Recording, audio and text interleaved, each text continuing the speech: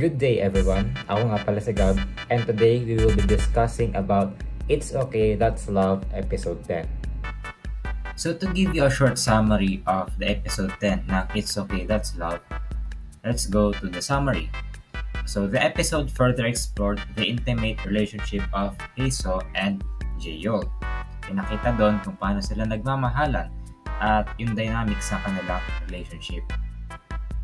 Kasama rin sa episode 10 was finding out the real killer of Jaeyeol's father. Jang Jae-boom, o yung kapatid ni Jaeyeol, was about to have his Amital-induced interview by Dr. Jo Dong-min.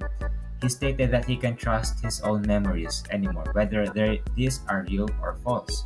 The purpose of the drug interview is to unlock Jang Jae-boom's subconscious memories to find out who killed their father. So sa episode 10, ipinakilala si Jang Jae-boom na kapatid ni Jaeyeol.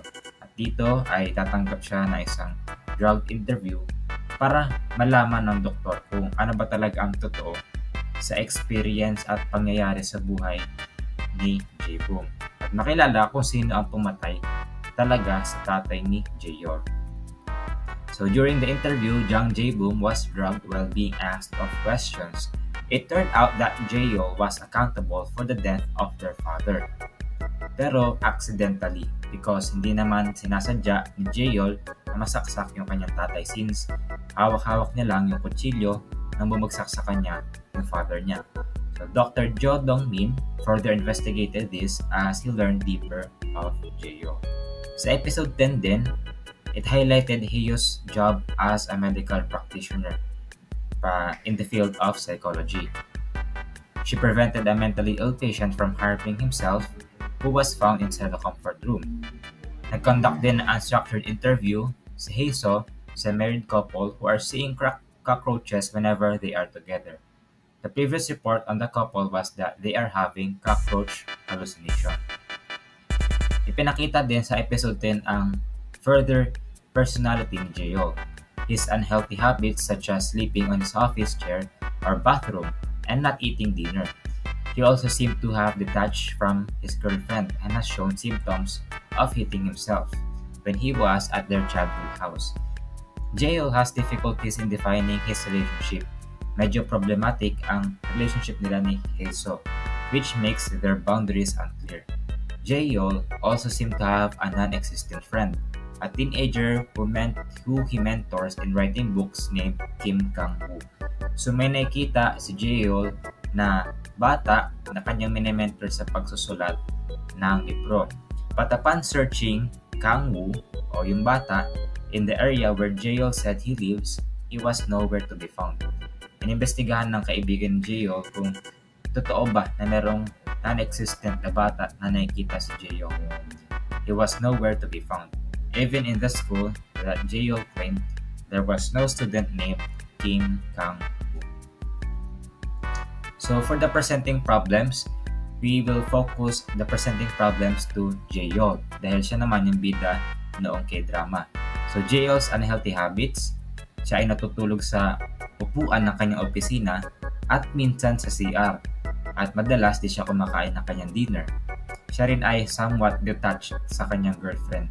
Problematic nga ang kanilang relationship at hindi nila malinaw kung ano ba talaga ang boundaries nila sa isa't isa. Jaeyeol also presented problems such as hitting himself doon siya ay nasa kanilang childhood house pero hindi niya ito maalala.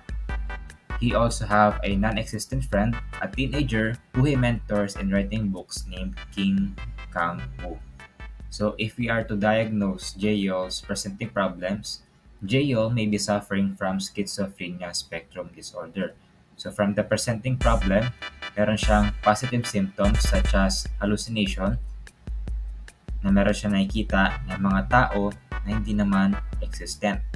Although the time frame of these problems was not clear on the series, we assume that Jaeyeol might be suffering from the schizophrenia spectrum disorder. So here is Laura Francis Cabildo to further explain the situation of Jaeyeol.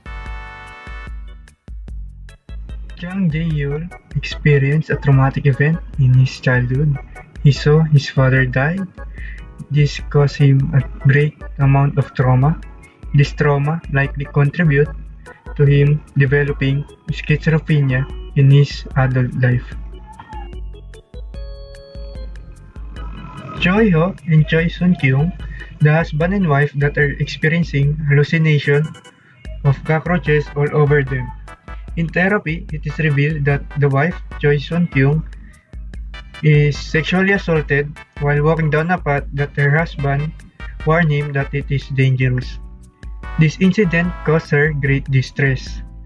When the husband learned of this incident, it caused him great emotion, and the husband suppressed the emotion. This repressed emotion led to them both experiencing shared hallucination of cockroaches. Jae-yoon's condition is worsening due to his unhealthy habits like not sleeping on time, not eating on time, and overworking himself until he falls asleep in his chair. These unhealthy habits is contributing to his worsening schizophrenia. Choi Ho and Choi Sun Kyung managed to resolve their trauma through counseling. They both confront their repressed emotion, leading to emotional release and the end of their hallucination.